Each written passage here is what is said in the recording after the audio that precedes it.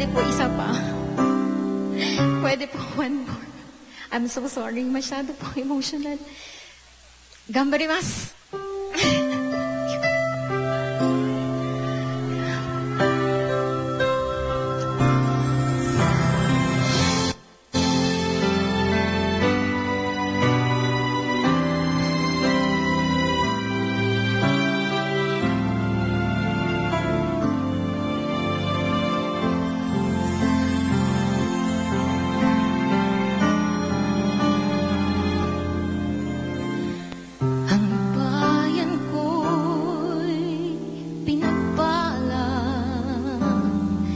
Pagkat sa amin binigay ang isang biyaya, biyaya na mag-aanay. At sa bawat Pilipino'y magtatanggol. Sa bayan ko dati laganap pang-aapi at dusa sa aming mga mahihirap. Ngunit ikaw ay dumating, sagot sa aming mga dalangin. Muli kaming babangon, mabuhay ka, Tatay Digong. Ama, maraming salamat. Aming mga matay minuhulat, gawain ng masasamay iyong isiniwalat. Ikaw lang ang pag-asa naming lahat.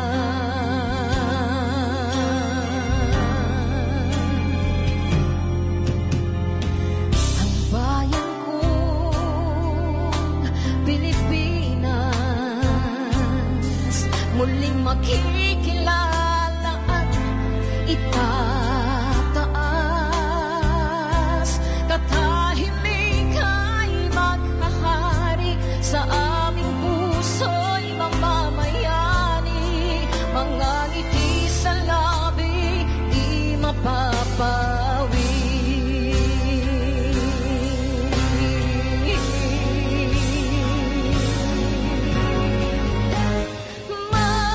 Mabuhay ka, Tatay Digong. Maraming salamat. Ang malasakit sa Pilipino ay walang kasing tapat. Ika'y paglalaban ng iyong mga anak. Tunay kang biyaya sa bansang Pilipinas.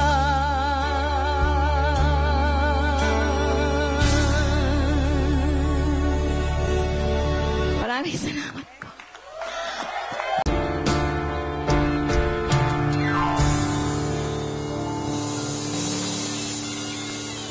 Thank you. Unang-una sa lahat, dala ko ang pag-ibig ng ating mga kababayan at lalong-lalo na ang pinakamamahal natin na si President Rodrigo Roa Duterte. Kausap ko siya at pinapadala niya sa inyo. So, napakasaya ko na nandito ako, kasama ko kayo kasi nakikita ko yung mga maaliwalas na mga mukha nyo, naririnig ko yung mga kwento ng buhay ninyo, kung paano kayo gumanda ang buhay ninyo dito sa Japan.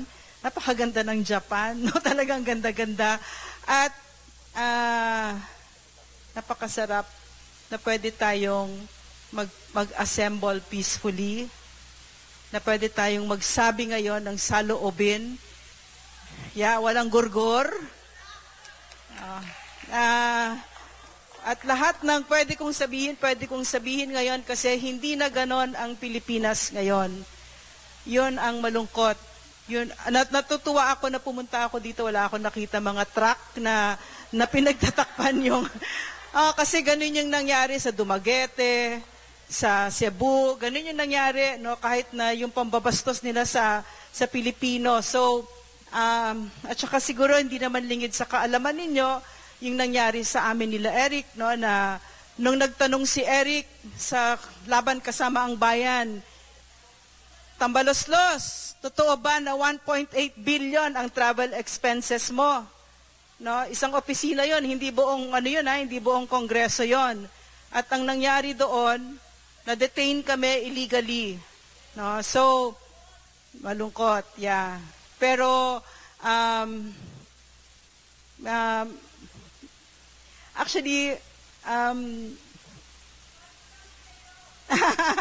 at kami ay gayon din. Mahal na mahal ko talaga kayo. So, yun yung malungkot na nangyayari sa Pilipinas ngayon, na yung binigyan natin ng tiwala, mali pala tayo. Ang Marcos pala ay Marcos. Ang Marcos pala, nagkamali tayo ng pagbigay, walang may malaking pagbabago kasi ang sinabi niya, ang prinamis niya continuity pala nung sinimulan nung tatay niya na pagkapasista, pagkamagnanakaw, pagkagahaman sa kapangyarihan. Yan ang nangyayari ngayon na umaabot sa punto na yung pinakasagrado sa atin, ang saligang batas, ay sinasalig na ni Bongbong Marcos. Hindi na, alam niyo naman ang Pilipino, hindi tayo pwedeng patahimikin. No, ako buong buhay ko, sige ako, daldal sa UP ako, wala akong, kung ano nararamdaman ko, kung ano nasa isip ko, nagsasalita ako. Pero dito ko lang naramdaman, nag-college ako nung panahon ng tatay ni Bongbong Marcos, sumasali ako sa rally, etc. Pero walang gumalaw sa akin. Pero under Bongbong Marcos ko naramdaman ang panggigipit ng gobyerno. Dito ko naramdaman. At meron ba kayong narinig na Philippine press na ganito katahimik? Wala. Ngayon lang ito nangyayari na ganito katahimik. At ano ang ginawa ni Bongbong Marcos sa press freedom? Wala na. Bayad sila o natatakot sila. Totoo ang takot na nararamdaman. Yung ginawa sa amin sa SMNI, kami ni Eric, paspasimula pa lang yon. At ang message doon, pag kayo ay nagtanong, kayo ay naglakas loob tanungin kung saan dinala ang pera ng Pilipino, ganito ang mangyayari sa inyo. At ano ang nangyari sa SMNI? Sinuspend ang operations namin ng NTC. Nung panahon ni PRRD, yung NTC katrabaho ko, hindi yan ganyan. But under this president, bawat galawin niya, bulok ang nangyari. Lahat nabubulok, buong gobyerno, bulok. No? Nung panahon ni PRRD, a week after he won, tinanong niya ako kung gusto ko magtrabaho sa kanya. It took me 8 months to say yes kasi ang tatay ko ay isang public servant at alam ko ang ibig sabihin nun. Ang trabaho sa gobyerno, ibig sabihin responsibilidad. Meron kang aakuhin. At yun ang naintindihan ko at yun ang tinuro ni PRRD sa amin. Ang sabi niya sa amin, kapag ka ikaw ay sumali sa gobyerno, ito yung time na mag-oath-taking kami, hindi ka yayaman financially. Pero the psychic rewards will be plenty. At saka talagang nag-deliver si President. Talagang totoong napakasarap magsilbi sa Pangulong ganyan. Napakasarap. No? Duterte! Duterte! Duterte! Duterte! Duterte! Duterte! Duterte!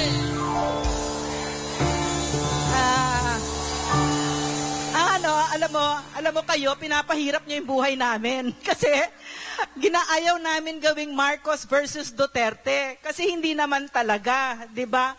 Ang totoong ng issue dito ay yung tinatawag natin, transparency, accountability, peace and security. Transparency, ano ang ginawa ninyo doon sa 800, ano ang gagawin nyo dyan sa 800 billion na nilagay ninyo on top of the 5 trillion na budget ng President, no, na siya lang ang nag-sign at siya lang ang pwedeng ma-release sa kanya. Kung narinig ninyo yung lecture ni Vic Rodriguez, pinag-uusapan niya ito. No, walang accountability, hindi pwedeng, kasi so may budget tayo, di ba? May budget tayo. Ang naging budget natin, 5.8 trillion. Pero ang nilagdaan lang ng President Marcos ay 5 billion lang. Tapos dinagdagan ng Kongreso at Senado, yung BICAM Committee, ng 800 billion na unprogrammed funds. Ano yung unprogrammed funds? Saan yun? Ano yun? Anong hayop yan? Diba? Anong hayop yan? Anong animal yan? Nung time namin sa gobyerno, nung panahon namin ni PRRD, kahit yung toll ticket ko sa expressway, idinidikit ko yon pag ako ay nagre-report kung saan ko ginamit ang pera ng bayan kasi alam ko paulit-ulit dinikdik sa amin ni President Duterte. Hindi yan natin pera ng taong bayan yan. At kapag kami ay kumakain noon, halos araw-araw sasabihin ni President Duterte, ito lang ang pagkain natin. Piniritong isda, meron tayong miswa, meron tayong dessert, meron tayong kanin, meron tayong sabaw. Okay na yan. Bakit? Kasi hindi natin pera yan, pera ng taong bayan yan. Isa pa, true story. Kapag kami sa Malacanang nagtatrabaho hanggang gabi, nakakatakot doon kasi may mga multo doon. PRRD, ayaw niya naka-on ang aircon at sarado ng ilaw kasi nakakahiya, hindi natin pera yan. Pera ng taong bayan yan. So, ito mga nandito ngayon, ano yung accountability, ano yung transparency, wala silang kapasidad mahiya sa Pilipino. Hindi sila nahihiya. Yes, party every day. Yes. Ngayon na all-time high, under this Marcos administration, pinakamataas ang hunger rate. Nagugutom na ang ating mga kababayan. Ang bigas noon nung kami ay bumaba si PRRD, 29, 30 pesos isang kilo. Ngayon pumapalot na siya sa 70, 80. May 90 pa, may 120 pa. Pero araw-araw nagpa-party halos. Merong fashion show the other day. No? May fireworks. Yung fireworks ay worth millions. At ang nakapaligid sa Malacanang, kung alam nyo yan, ay slum area yan. So anong ibig sabihin nun? Hindi nahihiya ang mga ito sa mga mahihirap nating kapatid. So kung pinag-uusapan ko si PRRD dito, hindi ko sinasabi na ito ay away Marcos Duterte kasi hindi totoo yon. Ang sinasabi ko lang, at saka si PRRD, pagod na siya, hindi na siya tatakbo. So pag isinusulong namin ito, kasi meron kaming sinimulan, at yun yung sinimulan namin ay isang gobyerno na malinis, na simple ang pamumuhay ng mga officials. Siyempre hindi 100%. Pero papunta na tayo doon noon at sinabi niya ni Bongbong Marcos, continuity daw, 'di ba? Anong continuity? Continuity pala nung pagnanakaw nung tatay niya. At saka ano pala yung uniteam? Uniteam pala niya doon sa mga CPP na nakapag-alyado pa sila at lumakas pa ulit. Nung binigay na namin sa kanya ang CPP, patay na halos. Gaganyanin na lang niya. Matatapos na sila sa bangin. Pero anong ginawa ni Martin Romualdez? Billions ang binibigay sa CPP, NPA, NDF. At ngayon ay bumabangon. Ano ibig sabihin ninyo? Mga taga-probinsya kayo, ano ibig sabihin nun? Ang pinakamahihirap nating kapatid, hindi lang nagugutom, hindi lang pinahihirapan, tinatakot pa. They have to live with terrorism every day of their lives. May nagpapatayan, papatayin sa harap nila. Ganon ang ibig sabihin nun. At magugutom sila. So, hindi natin, para sa akin bakit tayo nandito ngayon, kung saan-saan tayo nanggaling, no? Mga malalayong prefectures, at galing pa kami sa Pilipinas. We stand on our common ground of love for country. Nandito tayo para dyan. Berwin! Yeah, yes. At ang nakikita namin ngayon, napakalakas ng boses ng overseas Filipinos. Yeah. Kayo ang puwersa ng Pilipinas ngayon at ako'y nagpapasalamat na kahit na napakaganda na ng mga buhay nyo dito, hindi nyo kami nakakalimutan.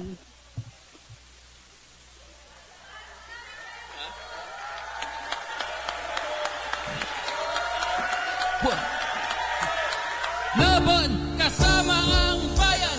Laban kasama ang bayan. Laban kasama ang bayan. Laban kasama ang bayan. Kasama ang bayan. Laban kasama ang bayan. Laban kasama ang bayan. Thank you. So, sorry talaga. Sorry. So, napakaliwanag ng nararamdaman natin, yung pagmamahal sa ating bayan at sa mga anak natin. At bago man lang tayo mamatay, makita natin na maayos na ang Pilipinas. Diba? Yes. So,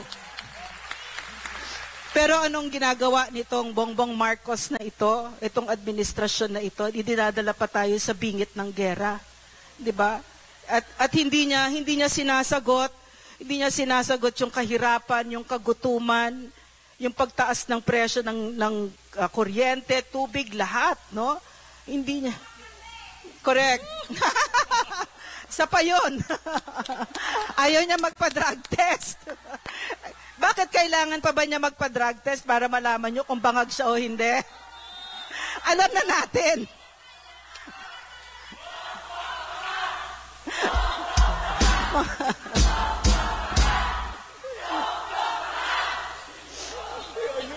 Alam mo, ang malalagot nito ako.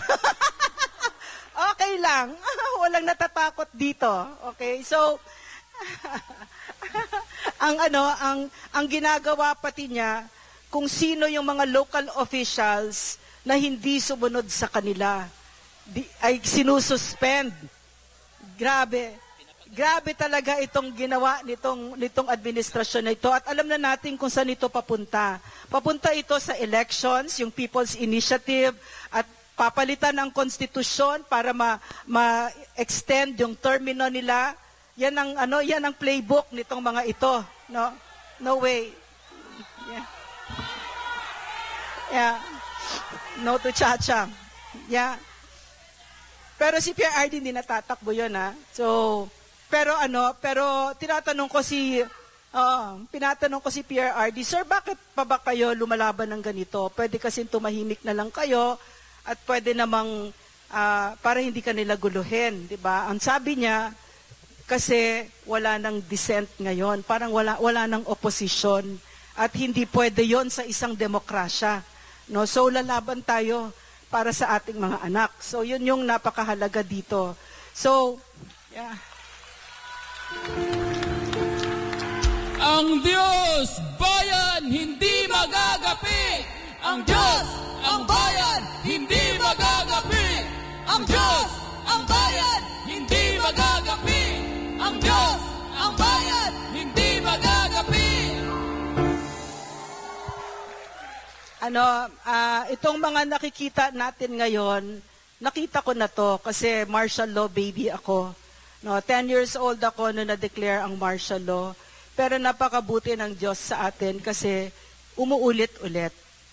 Nakikita natin ngayon, pare-pareho yung mga pangalan, no? President Ferdinand Marcos, Romualdez, mga Araneta, mga oligarkyo, umuulit, no?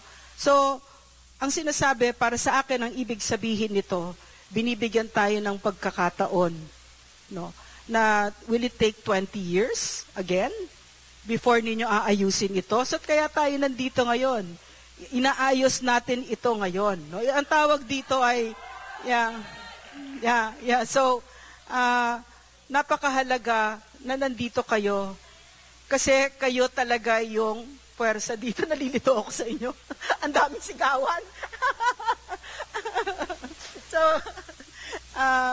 anyway, no more. Exactly. Very good. Did you hear what she said? Ang sinabi niya, no, hindi na ito aabot, hindi na tayo papayag. Talagang hindi. Walang pumapayag dito. No, si Attorney Glenn Chong, hinaharas siya. Pag nagsalita siya, meron na siyang disbarment, no? Kahit si Attorney Vic Rodriguez, kahit si Secretary Harry Roque, kahit ako, hinaharas ako paulit-ulit. Pag bumababa na ako sa Manila, meron nang sumusunod-sunod sa akin, tinatakot kami, no? Pero wala natatakot dito, no? Yes. Laban! Laban kasama ang bayan! Laban kasama ang bayan! Laban kasama ang bayan! Laban kasama ang bayan! So, naintindihan ko na ngayon kung bakit kailangan bayaran nila ang press, kung bakit kailangan ng SMNI ay patahimikin. Naintindihan ko na kung bakit ang press freedom ay dapat wala na at kung bakit hindi tayo pwedeng magsalita at bakit tayo pinatatahimik. At yon ay dahil ang dami pala nilang gagawing bulok. No? Talaga palang lilimasin nila ang kaban ng bayan. First quarter pa lang, 80%, 81% na ng budget ay wala na, na-release na. Ang ibig sabihin nun, red flag yon. Neon sign yon, parang halos sinasabi na sa mukha natin, ninanakawan na namin kayo. Parang yung PCSO, parang ganon. Parang yung sa 90 billion na hinihingi sa PhilHealth, harapan, garapalan. Ito pala kung bakit kailangang patahimikin ang press at kung bakit tayo tinatakot na matatanggal ang mga lisensya natin bilang abogado, bilang doktor, at bakit kailangan tatakutin tayo na tayo ay papatayin. So pwedeng mangyari sa amin yon. Pero sasabihin ko sa inyo ngayon, maliwanag, tumatayo kami dito at walang natatakot. No? Iniyakap na namin ang buhay namin dito. Kinasal na kami sa bayan namin, walang natatakot dito. So kami nagpapasalamat na napakahalaga na kayo ay nandito at hindi nila pwedeng itong gawin. Pwede niyong tusok-tusukin sa mata si Tambi.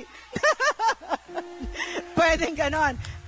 Kasi sa Pilipinas, hindi nila, sasabihin ko sana hindi nila papayagan. Pero malaya tayo. Hindi natin kailangan humingi ng permiso. Pero susubukan nila at gagamitin nila lahat ng makakaya nila. Marami yon kasi gobyerno ito, di ba? Pero ang natutunan ko, na gusto kong i-share sa inyo, no, na ang tunay na kapangyarihan dito ay ang taong bayan, na tunay na nagmamahal sa bayan. No, napatunayan namin yon sa NTF-ELCAC under PRRD nung napadapa natin tayong lahat dito, ang CPP, NPA, NDF. Hindi namin kaya yon na wala ang taong bayan. Kaya si PRRD mismo nagsabi, whole of government, dapat kasama natin ang taong bayan dito. At ang dalawa lang na sikreto dito ay good governance. Magsilbi tayo sa bayan na maayos para ang tao ay magtiwala sa atin at tayo ay lalaban ng sabay. Pero sila, itong mga ito, ang alam lang nila ayuda. Alam lang nila pera. Because mga matatagal na politiko na ito, ay mga pamilya nila, hindi nila natutunan paano magsilbi sa taong bayan. Ang alam lang nila magpamudmod ng pera. Sa tagal nila sa serbisyo, sa tagal nila sa gobyerno, hindi nila natutunan kung paano mag-build ng kalsada. Nakapunta na ba kayo sa Tacloban? Samar, Leyte, di ba? Napakasama nung kondisyon dyan. So, nakita natin yon. Hindi sila marunong magsilbi sa bayan na alam ni PRRD kung paano at saka yung mga former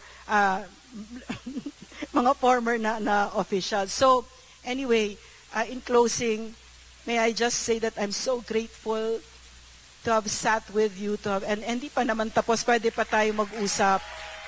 Yeah.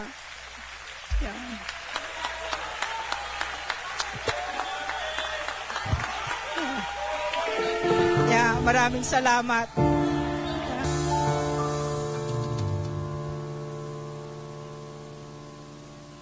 Magandang hapon po sa inyong lahat. Maraming salamat sa inyong napakainit na pagtanggap. Hindi lang sa akin, kundi lahat ng inyong magiging tagapagsalita at yung mga nauna nang nagsalita ngayong hapon.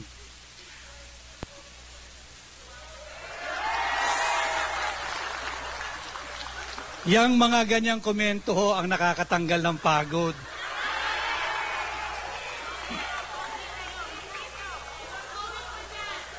At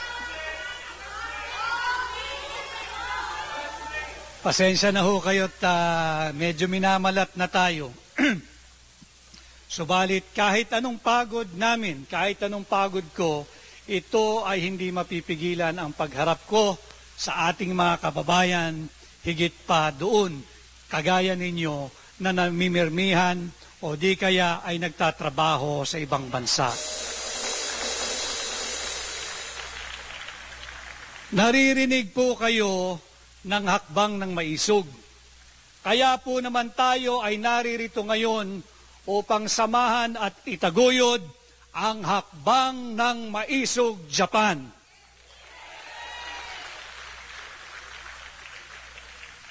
At bilang patunay na aming tinutugunan ang inyong mga daing, tayo po ay nagpunta na rin sa Hong Kong upang ilunsad ang hakbang ng maisog Hong Kong. Tayo po ay kagagaling lang sa Amerika upang ilunsad ang hakbang ng maisog USA. Naglunsad na rin po ang hakbang ng maisog Spain at siguro ho in a matter of weeks magkakaroon din ng hakbang ng maisog Europe. Subalit ngayon ay espesyal na araw sapagkat naririto tayo upang ilunsad ang hakbang ng maisog Japan.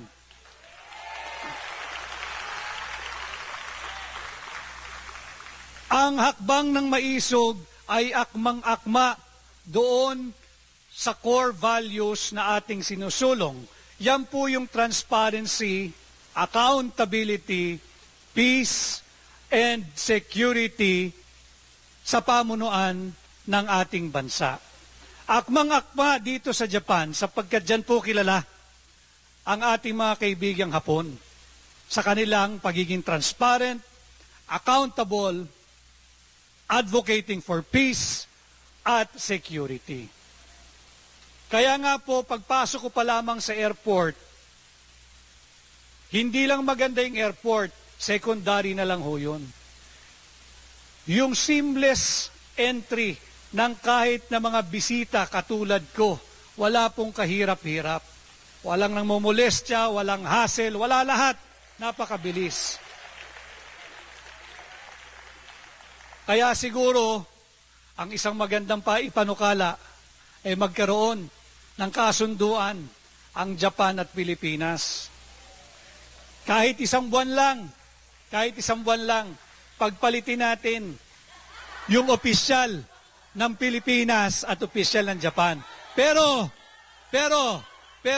sa isang kondisyon, lahat ng ginagawa na karangalan ng mga opisyal ng Japan, kagaya ng harakiri, ay gagawin din ng mga opisyal ng Pilipinas pag nagpalit tayo at nagkasundo silang magpalit kahit isang buwan. Kung meron o sigurong 10 opisyal ng Pilipinas ang papayag, wala na sigurong babalik. At yan ay isang magandang panukala. But seriously now, andito tayo to demand transparency and accountability. Alam naman ninyo na napakarami ng paglapastangang ginagawa sa ating saligang batas. Nariyan yung pagbubusal sa ating karapatang malayang magpahayag ng ating saloobin. tawagan ng pansin ng pamahalaan sa kanilang pagmamalabis, maraming kakulangan, anomalya, graft and corruption, proliferation of drugs and drug addiction. Dinalapastangan po nila yan sapagkat sila ay nagbibingi-bingihan, nagbubulag-bulagan, at sadyang manhid. Itinutulak nila ang huwad na People's Initiative. Isinusulong nila ang Peking Charter Change. Ginagamit na panlinlang sa inyo, sa akin, sa ating lahat. Kinakailangan daw buksan ang restrictive o napaka-striktong economic provisions ng ating saligang batas para nang sa ganon, bumuti na ang buhay ng bawat Pilipino. Iyan ay isang malaking kasinungalingan. Hindi po perpekto ang ating saligang batas. Marami na siguro nga dapat rebisahin, marami na siguro dapat amyendahan. And from time to time, you really have to revisit your constitution, regardless of what nation. Sapagkat kinakailangan, parang buhay ang saligang batas, nakakasabay sa hinihingi ng kasalukuyang panahon at kasalukuyang pagkakataon. Subalit hindi ang mga ito, ang mga ganitong klasing tao, ang pwede nating pagkatiwalaan na magbukas at paglaruan ang ating saligang batas. Dala-dala ko ang mensaheng ito sapagkat alam ko kayo lahat dito ay mga leaders din sa inyong pamilya, sa inyong pamayanan, sa inyong lugar. Pakiusapan po ninyo yung inyong, magsimula tayo sa ating pamilya, kamag-anak, mga mahal sa buhay. Huwag ho tayong papayag at huwag tayong magpapalinlang. Kapalit ang halaga na ninakaw din naman ng mga nagbibigay sa kaban ng bansa upang sila ay pumirma doon sa panukalang buksan ang ating saligang batas gamit ang palilinlang na economic provisions lamang daw ang kanilang bubuksan. Hindi po problema ang konstitusyon. Kung gusto nilang umunlad ang bansa, kagaya ninyo dito sa Japan, itigil nila ang talamak na graft and corruption. Ang problema noon at higit na problema ngayon ay ang korupsyon, hindi ang ating konstitusyon. Ilang bilyong piso ang kanilang linulustay na walang transparency at walang accountability. Nadinig ko kanina si Lorraine na nabanggit niya yung budget ng Pilipinas na higit kumulang ay 5.700 something trillion pesos. Halos kalahati po noon ay utang. Sapagkat yung kalahati higit kumulang ay na-source from revenues. Yung mga koleksyon ng gobyerno sa importation, sa taxes, sa lahat. Higit kalahati po nun ay utang. Utang na nga yung higit kalahati, siningitan pa ng 800 billion na presidential pork barrel funds. At yung 800 na yun, inutang yon, may interest yon. Tayo, kayo, mga pamilya natin, mga anak natin, yung mga kabataan at yung darating pangsalinlahi ang magbabayad nito habang sila ay nagpapakasasa, habang linulustay ang pera ng Pilipinas. Yan ang masaklap na katotohanan.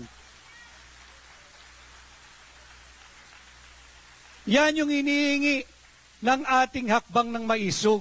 We are calling for transparency and accountability. 800 billion pesos unprogrammed funds. Meron ka palang 800 billion pesos.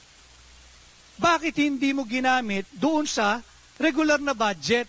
Bakit nagsingit ka ng pork barrel mo ng presidential pork barrel. Nakalaki-laking halaga.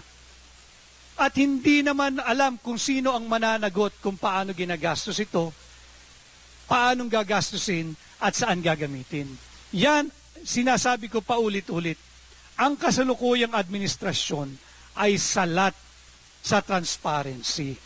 Hindi sila nagsasabi ng totoo sa ating mga Pilipino. At kaya kami ay naririto, naririnig namin ang inyong tinig at gusto nga ninyo magkaniig tayo ng personal at naririto po kami ngayon, kapiling ninyo dahil sa inyo rin naman kami kumukuha ng inspirasyon at lakas ng loob na ituloy ang laban ng hakbang ng maisog.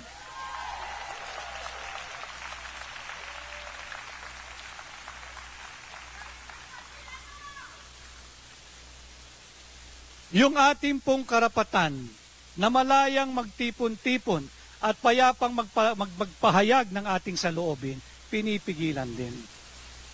At sinasabi nila, kasi siguro yung mga yan nagde-destabilize ng gobyerno, no?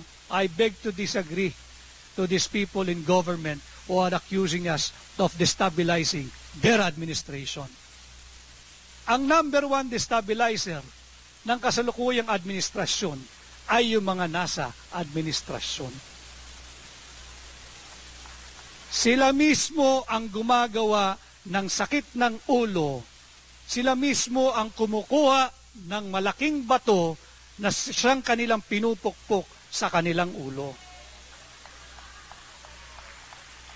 At dahil nga wala silang transparency, hindi lamang sa ating mga ordinaryong Pilipino, kundi pati sa sarili nila, naghahanap sila ng mabubuntunan ng sisi. Kaya sinasabi nila na ang mga kumukontra sa maling polisiya ng pamahalaan ay mga destabilizers. Hindi ho. Ang karapatan natin, yung free speech, right to free speech, to peaceably assemble and petition the government for redress of grievances.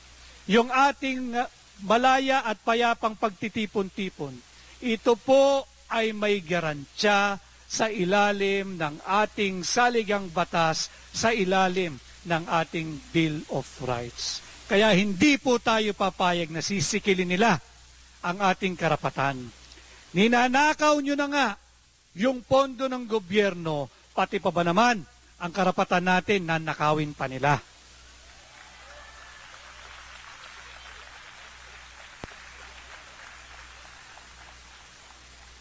Yung usapin ng kapayapaan at seguridad. Malinaw din po sa ating saligang batas na dapat tayo ay may sariling foreign policy. At yung foreign policy na yan, pangunahin dyan dapat yung national interest. Hindi yung interest ng ating banyagang alyado. Hindi yung interest ng Estados Unidos. Sa Pilipinas, at alam ko nakasubaybay din kayo, maraming matatapang at nagtatapang-tapangan sa pamahalaan. Tila dinuduro hinahamon ang ating higanting kapitbahay, ang superpower na China, dahil daw doon sa usapin ng South China Sea. Alam naman natin lahat na hindi inosente ang bansang China sa mga kaganapan sa South China Sea. Alam naman natin lahat na marami rin silang transgressions o pagkukulang. Subalit sa kabila ng dami ng pagkukulang na yan, hindi solusyon ang pakikidigma sa isang higanting bansa kagaya ng China. Yan ho ang sentimiento lalo na ng ating mga kababayan sa Hong Kong. Yung iba galing Macau tumawid ng Hong Kong. Yung iba galing mainland China tumawid ng Hong Kong. Natatakot po sila sapagkat pag nag-escalate ang tensyon sa South China Sea, ang tensyon sa pagitan ng China at ng ating pinakamamahal na bansang Pilipinas, nanganganib ang kanilang mga trabaho. Nanganganib ang kanilang mga hanap buhay. At libo-libong Pilipino po ito. Ang kanilang pangamba, kapag nagdesisyon ang pamahalaan ng China na ipagbawal na ang Filipino workers sa Macau sa Hong Kong at sa China. Paano na sila?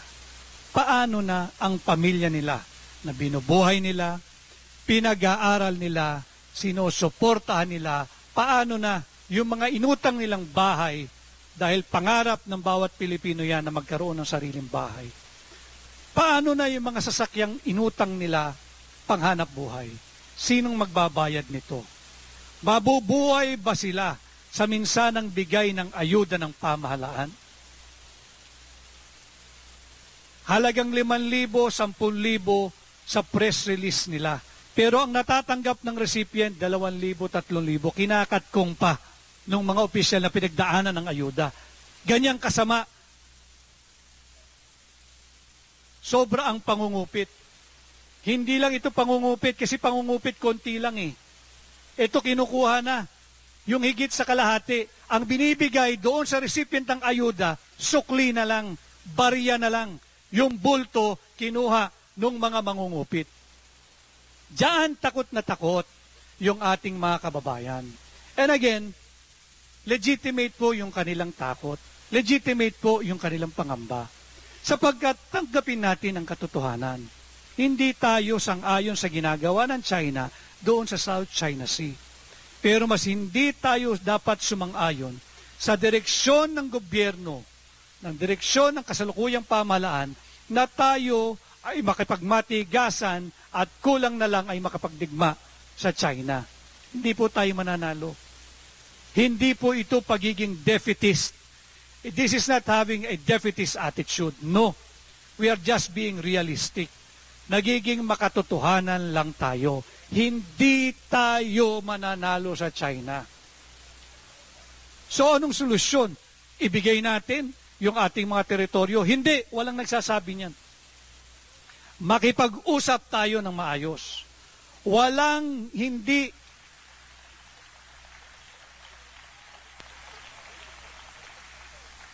Very basic po yan sa pamilya, sa magkakapitbahay, sa komunidad. Walang problema ang hindi maayos, walang gusot na hindi maayos sa magandang pag-uusap. Makipag-usap tayo because that is the only reasonable and prudent remedy left for us to do. Hindi naman natin kaya makipagdigma. Pero yon ay sinusulong ng ating pamahalaan. Bakit? Interes ba yan ng Pilipino? Hindi. Interes yan ng Amerikano. Interes yan ng Amerikano. Hindi yan interes ng Pilipino.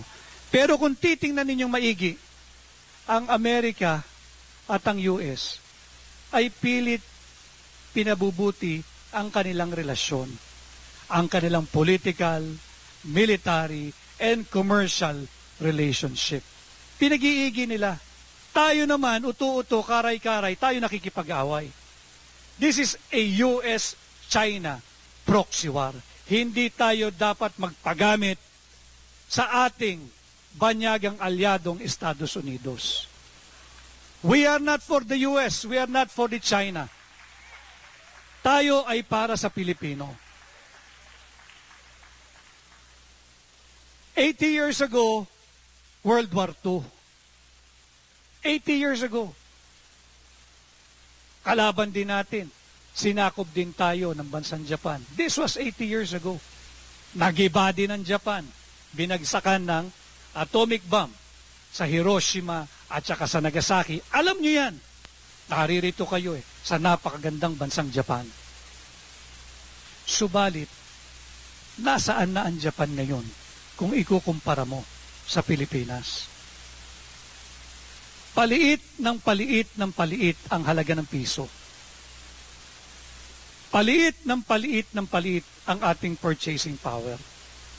Pahirap ng pahirap ng pahirap ang dati ng mahihirap sa ating bansa. Lumalaganap at lumalawak ang kagutuman. Dumarami at lumalawak din ang kahirapan. Gusto pa ng mga war freaks sa pamahalaan ay gera. World War II, around 17-18 million pa lamang ang mga Pilipino noon. Higit kumulang 1 milyong Pilipino ang namatay. hindi pa ho tayo nakakabangon sa bangungot ng World War II. Heto na naman tayo. Pilit tayong ipinapasok ng kasalukuyang gobyerno sa isang butas na wala ng labasan. Hindi yan ang interes ng Pilipino. Kaya yan din ang ating isinisigaw to defend and protect our Constitution. Tayo na lamang ang gagawa nito. Tayong mga ordinaryong tao. Basta tayo nagbigkis-bigkis, tayo nagsama-sama, kakayanin natin kahit anong pagmamalabis o seemingly dictatorship na umiiral sa ating bansa, sa Pilipinas.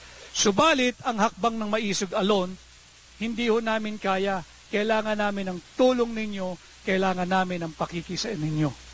At eto na nga tayo ngayon, may hakbang ng maisog Japan.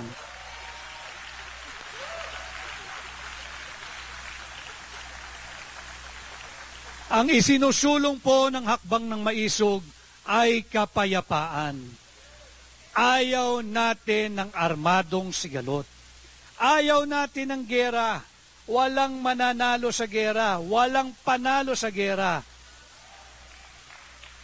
Yung nangyayari ngayon sa Israel at Gaza, yung nangyayari sa Russia at sa Ukraine, wala naman nung nananalo. Ang katotohanan, nagpaparamihan lang sila ng bilang kung sinong mas maraming namatayan. Nagpaparamihan lang sila ng bilang kung sinong mas maraming gusali ang nagiba. Nagpaparamihan lamang sila ng bilang kung ilang kabataan ang nawalan ng tatay, nawalan ng nanay, nawalan ng pamilya. Nagpaparamihan lang sila kung ilang kabataan na ang kinabukasan ay winasak nila. Gusto ba nating mangyari ito sa Pilipinas? Gusto ba natin itong mangyari sa ating mga Pilipino? Gusto ba natin mangyari ito sa ating mga kabataan at darating pang salinlahi? Yan ay dapat nating iparinig sa ating Pangulo kay Pangulong Bongbong Marcos. Na interes ng Pilipino ang dapat isulong, hindi ang interes ng banyagang alyado, hindi ang interes ng Estados Unidos.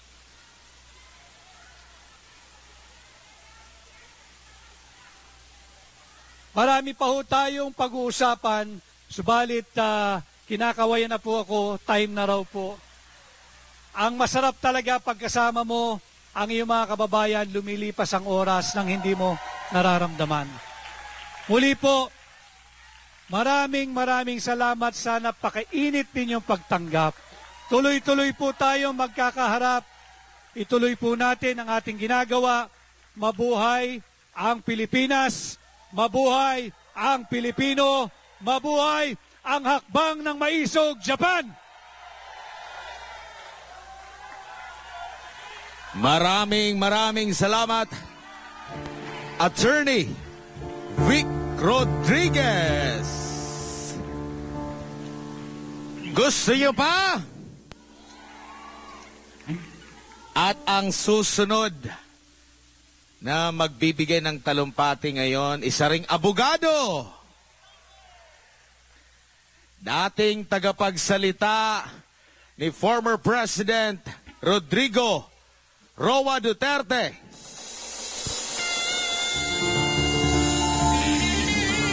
Walang iba kundi si Attorney Harry Roque, ang spokes ng bayan. Harry Roque. Mabuhay ang Pilipino sa Japan! Mabuhay ang Pilipinas! Mabuhay Presidente Rodrigo Roa Duterte! Mabuhay Inday Sara Duterte!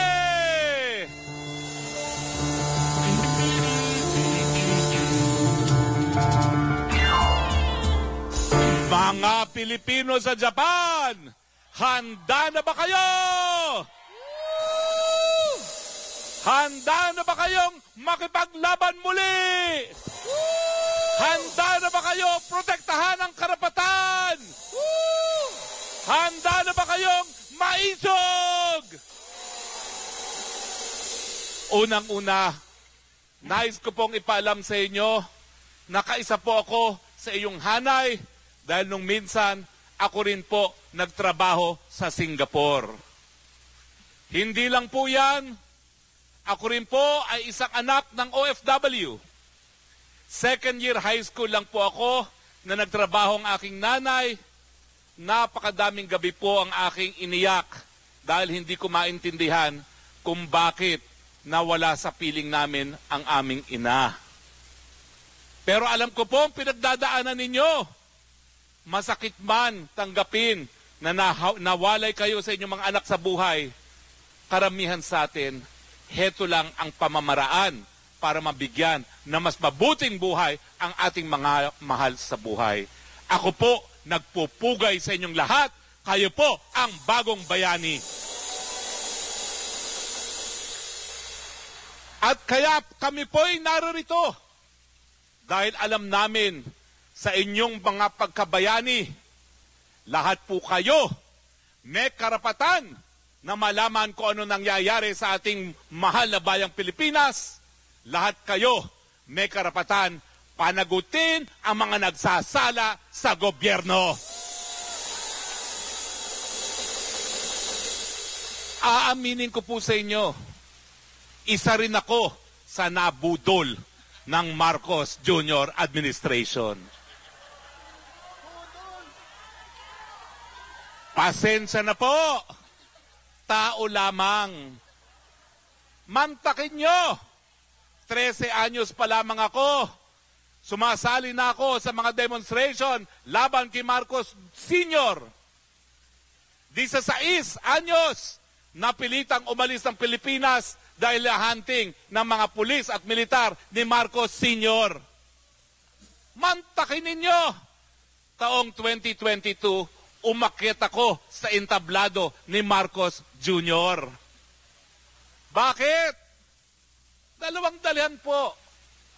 Unang-una, gaya ni Super Ate to the President Amy Marcos, naniwala ako na bihira ang binigyan ng pangalawang pagkakataon ng Panginoon para linisin ang pangalan ng pamilya.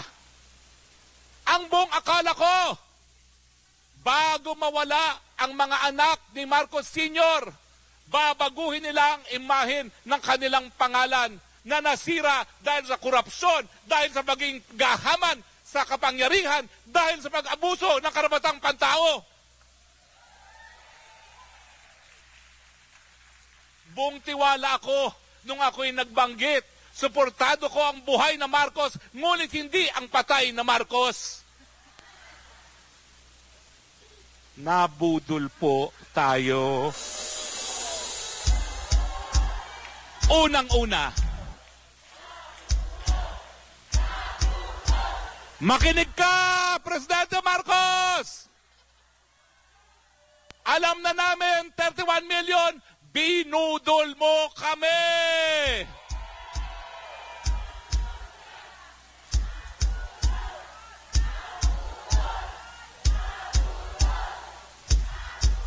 Unang-una, ang pangako niya, magkakaroon tayo ng unity, pagkakaisa para harapin ang lahat ng paghamon.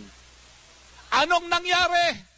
Wala pang isang taon, nagnais ng magpasasa sa pwesto, pinagpilit na susunod sa pwesto ang kanyang pinsan na tambaluslos, tinanggalan ng budget yung nagpanalo sa kanyang Inday Sara Duterte. Tama ba ako? Hindi. Hindi lang po yun. Wala pang 2 taon. Abay palibasa, anak ng tatay niya. Lahat ng kritiko, sinusupil. Kasama na dyan ang SMNI, ang tanging istasyon na kumampi sa kanya sa eleksyon.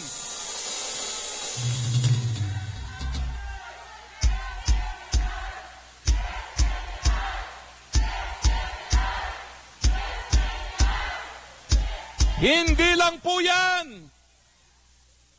Nangako pa siya, dahil meron tayong pagkakaisa, ibababa ko ang presyo ng bigas sa 20 pesos kada kilo.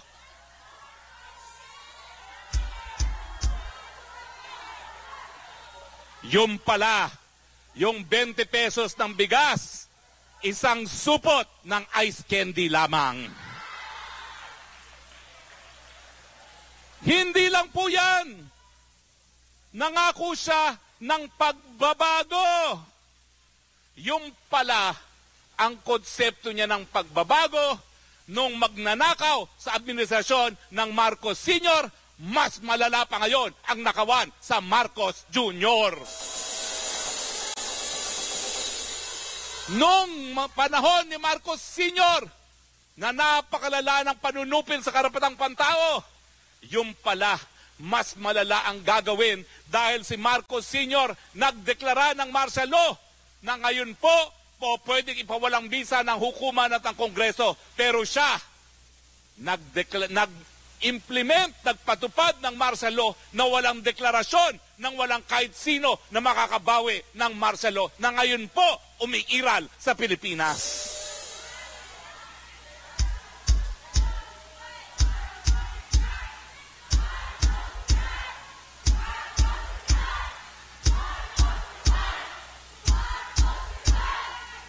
Pinagsabihan na po siya ng ating mahal na FPRRD.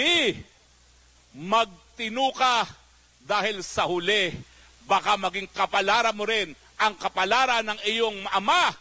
Sinugi ng bayan! Ano po ngayon ang nangyari sa ating bayan na sabi niya ay kanyang dadalhin sa mas mabuting lugar? Mamaya na yan. Darating ako dyan. Masyado ka namang excited. Ang piso, pinakamababa ngayon sa buong kasaysayan ng Pilipinas. Ang pagkagutom, pinakamatindi sa administrasyon ni Marcos Jr. Ang pagtaas ng presyo ng bilihin, pinakamalala sa kasaysayan ng Pilipinas. Marcos Jr., salamat sa bagong Pilipinas dahil bagong pahirap ka sa sambayanang Pilipino.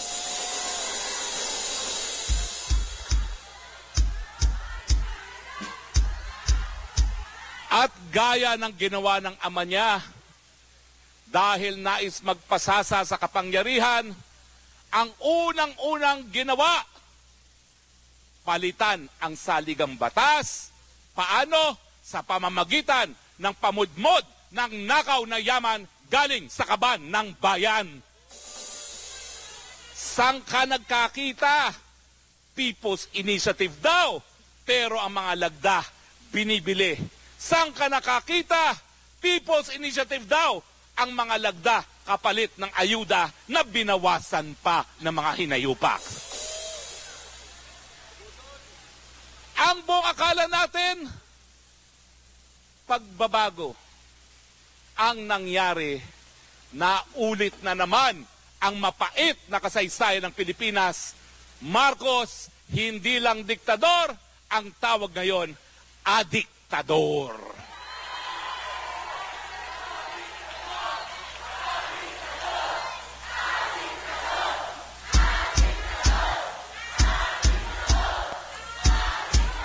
Pero hindi pa sapat sa kanya ang mga pahirap niya sa ating mga kababayan. Dahil marami pa siyang tagong yaman sa Amerika na hindi pa niya nababawi. Dahilan kung bakit meron siyang 371 million civil contempt charge sa hukuman ng Amerika. Dahil ayaw niyang sabihin kung saan ang nakaw na yaman nila sa Amerika para bayaran ang biktima ng mga martial law. Hayan po, nakipag-alyansa ngayon sa Amerika. Kapalit ang kanyang tagong nakaw na yaman. Binenta ang Pilipinas, kinaladkad ang Pilipinas sa gyera. Tama ba yan? Pinahirapan na kinakaladkad pa sa gera, dahilan na kung hindi mamamatay sa kagutuman, mamamatay dahil sa gera na nuklear. At hindi lang po yon. Hindi lang po yan dahil sa kagustuhan na mabawi ang nakaw na yaman sa Amerika. Yan po ay dahil meron siyang bisyo, wala siya sa tamang pag-iisip, kaya niya tayo kinakaladkad sa gera.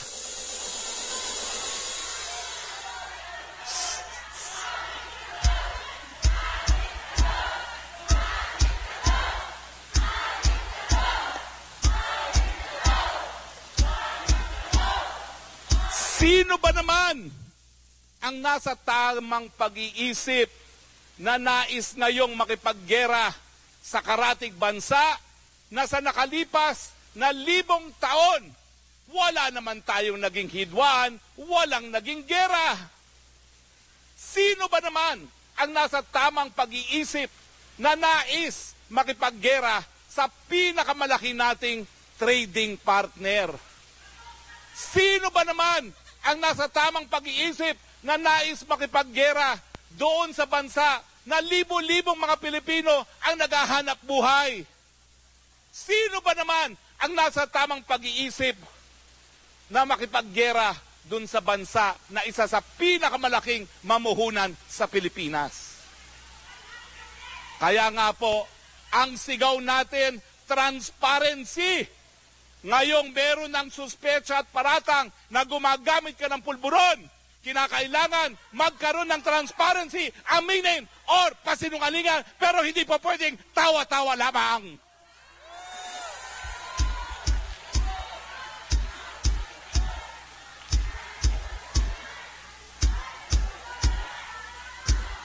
Mr. President, pinagbibigyan kita dahil ang narinig namin sa PIDEA Leaks ay meron lamang confidential informant na nakikita kang humihit-hit ng pulburon.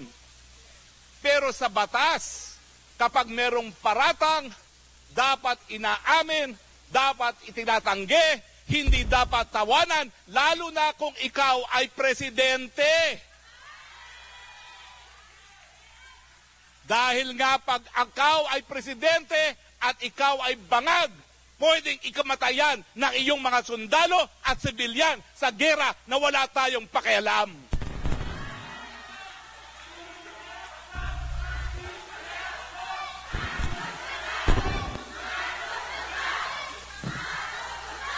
Mr. President, pakinggan mo ang iyong mga kababayan sa Japan na tinatawag kang diktador.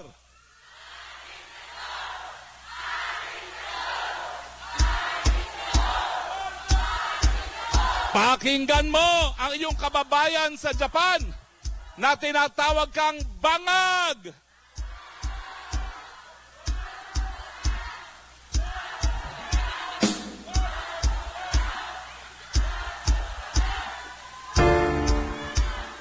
Panahon na, Mr. President, na ikaw ay umamin o tumanggi dahil hindi kami natatawa sa iyong tawa. Yan po ang ibig sabihin ng transparency. Yan po ay karapatan na nakasaad sa ating saligang batas.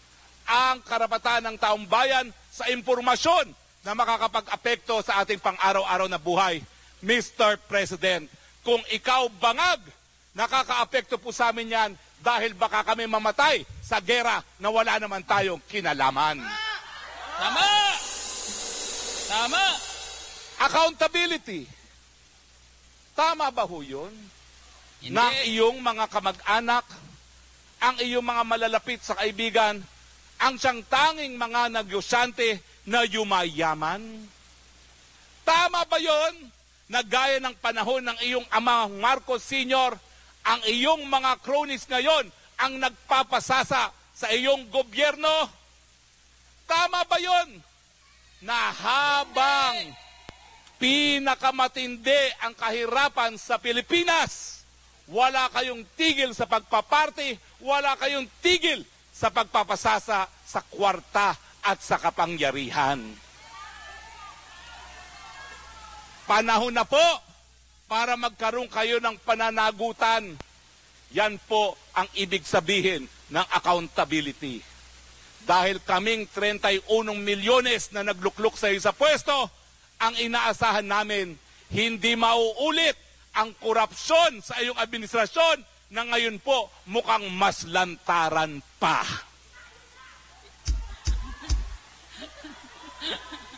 At Mr. President, hindi lang po gobyerno ng Pilipinas ang nagdeklara na yung CPP-NPA na yan ay terorista. Ang Amerika, ang European Union, pati po ang Japan, dineklara na terorista ang CPP-NPA. Pumapatay ng sibilyan, ginagawang mandirigma ang katutubo at ang kabataan, naniningil ng revolutionary tax, nagpapataw ng parusa na walang sapat na due process, nambobomba ng mga inosenteng sibilyan. Yan po ay gawaing terorista. Bakit kung totoo ang sinasabi mo na mapupulbos na yung mga terorista yan, bakit ka nakikipag-usap ng kapayapaan? At bakit kakampi mo sila ngayon sa Kongreso kasama ni Tambaluslos?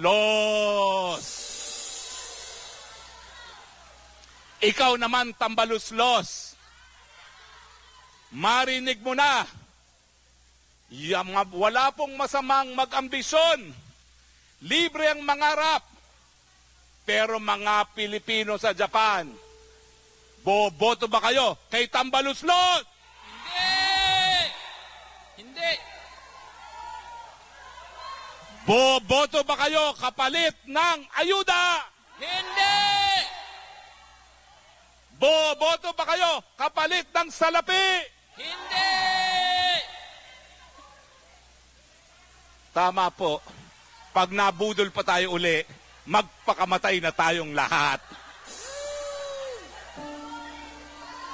Sabi nung mahabang buhok doon sa likod, ang ibig sabihin po niyan, pahabain mo pa.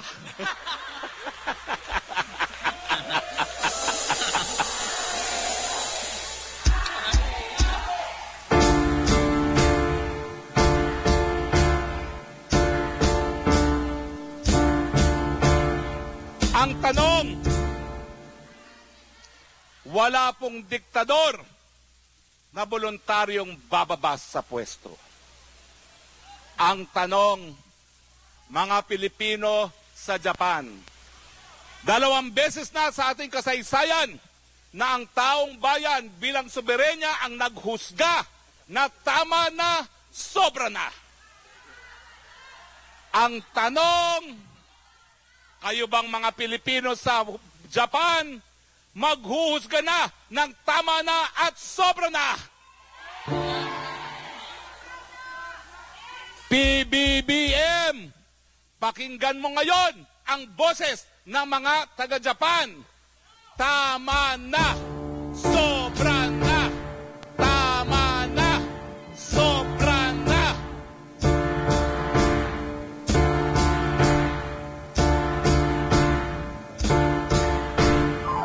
Ubus na pa ho ang aking panahon at maya-maya po makakasama natin ang ating mahal na Presidenteng Rodrigo Roa Duterte.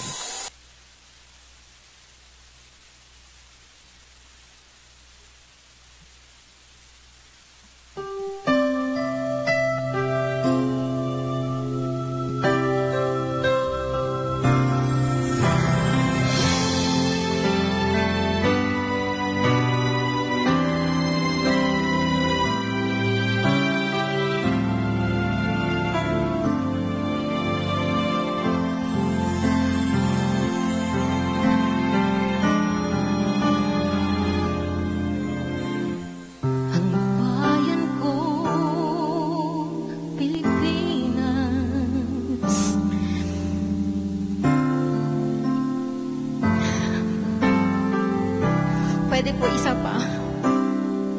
Pwede po one more. I'm so sorry. Masyado po emotional. Gambarimasu.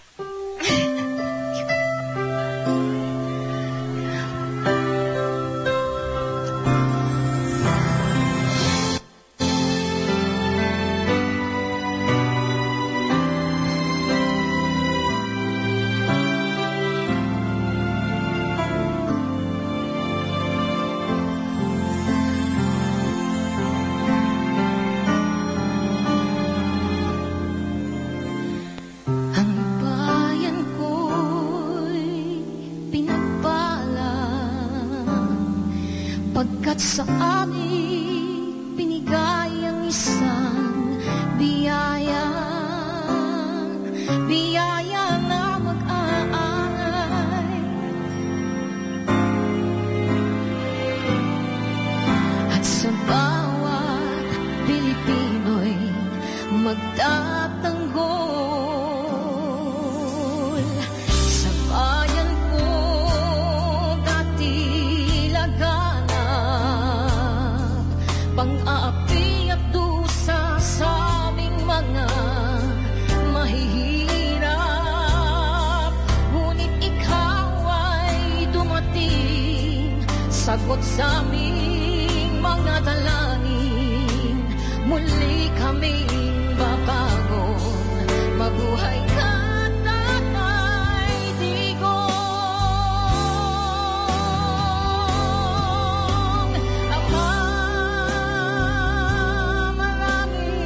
Salamat, aming mga matay minuhulat,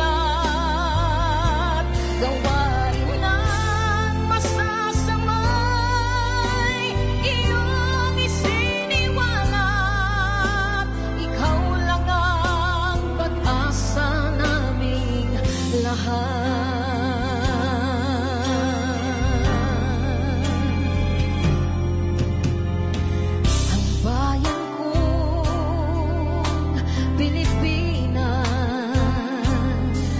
Muling makikilala at itataas. Katahimik ay maghahari sa aming puso'y mamamayani. Mga ngiti sa labi di mapapawi.